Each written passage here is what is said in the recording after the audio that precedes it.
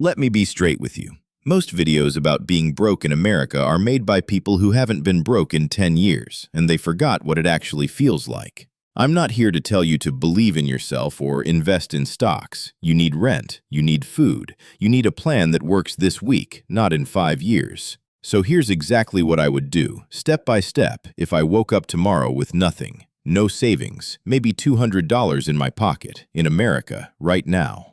Week 1. Survival first.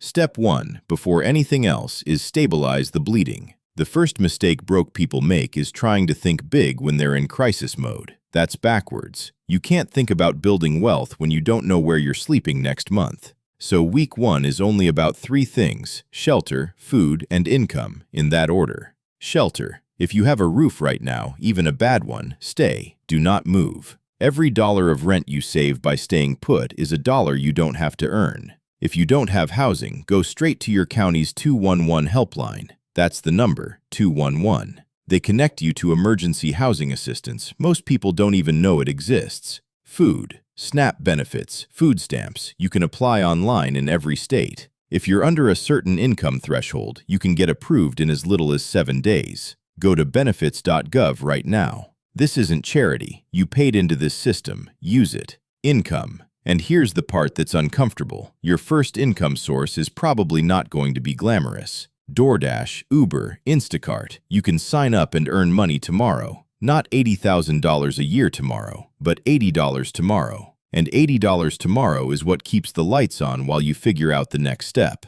The income stack. How to get to $2,000 per month. Okay, so let's say you've stabilized. You've got food coming in. You've got a floor to sleep on. Now the goal is simple. Get to $2,000 a month. That's it. That's the first real target. At $2,000 a month in most parts of America, you can cover a room in a shared house, groceries, a phone, and basic transportation. You're not comfortable, but you're stable. And stable is where you build from. Here's how I'd stack income in the first 30 days. Layer 1. Gig work. DoorDash or Uber Eats gets you $15 to $20 per hour in most cities if you pick the right hours. Lunch rush, dinner rush. 4 to 5 hours a day, that's $1,400 to $1,800 a month. Most people don't do this because they think it's below them. I get it, but pride doesn't pay rent. Layer 2. Sell something. You have stuff. Everyone has stuff. Clothes, electronics, furniture. Facebook Marketplace, eBay, offer up. List 10 things today. One sale covers a week of groceries. This isn't a long-term strategy. It's a short-term cash injection.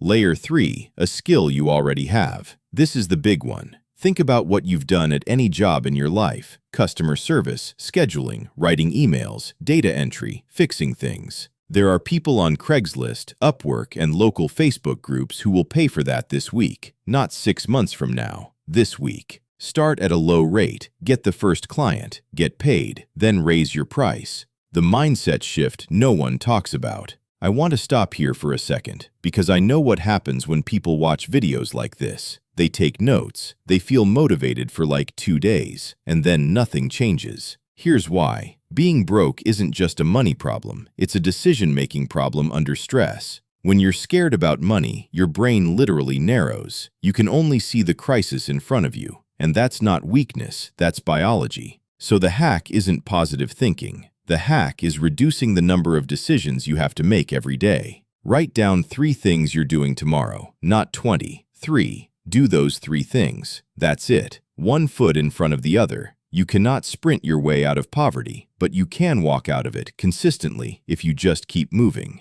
Month 2 and 3, from surviving to building. Okay, 30 days in, you're making some money. You haven't dipped below 0. Now what? Month 2 is about cutting the leaks and stacking the savings. Pull up your bank account and look at every single transaction. I mean every one. You will find subscriptions you forgot about. You will find habits that are costing you $200 a month without you realizing it. Cancel everything that isn't essential. Every dollar you stop spending is a dollar you didn't have to earn. Open a separate savings account. Doesn't matter if it's $20. The habit matters more than the amount right now. Even $20 a week is $1,000 in a year. That's an emergency fund. Emergency funds are what keep one bad day from becoming 6 bad months.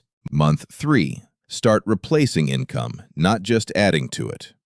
Gig work is a bridge, not a destination. By month 3, you should be looking at either getting a stable job, even part-time, that pays reliably, or doubling down on that skill you've been freelancing and treating it like a real business. The goal is to move away from trading hours for dollars on someone else's schedule. Here's a real example. Someone who knows Excel can charge $30 to $50 per hour doing data cleanup for small businesses. That's not a crazy skill. That's something half the people watching this video already know how to do. The only difference is they haven't sold it yet. What actually keeps people stuck? Let me tell you the real reason most people stay broke in America, and it's not what you think. It's not laziness. It's not that they don't work hard. Most broke people I've ever met work extremely hard. It's 3 specific traps. Trap 1. Lifestyle creep before stability. The second they get a little money coming in, they upgrade something. New phone, better apartment, new clothes. I get it. Being broke feels humiliating and you want to feel normal again. But that impulse will keep you broke. Lock the lifestyle in place until you have 3 months of expenses saved. Then, and only then, upgrade one thing.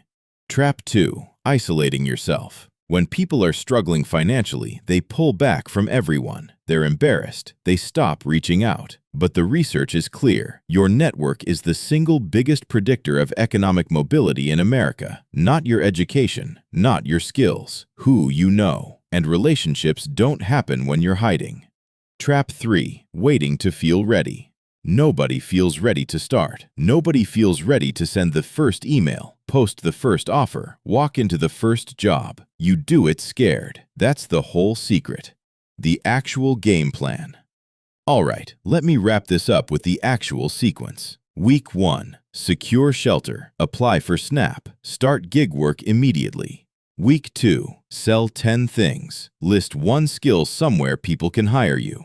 Week 3. Get your first outside of gig income, even if it's $50. Proof of concept. Month 2. Cut every subscription you don't need. Open a savings account. Move $20 in it. Month 3. Shift from reactive income to proactive income. Build toward one stable, recurring source. That's it. That's the whole plan. It's not sexy. It's not going to make a great Instagram post, but it's real and it works. The people who get out of broke don't do it because they got lucky. They do it because they stopped waiting and started doing one uncomfortable thing every day. If this helped you, share it with someone who needs it. Not for me, because someone you know is sitting at $0 right now wondering if there's a way out. There is. It just looks boring from the outside.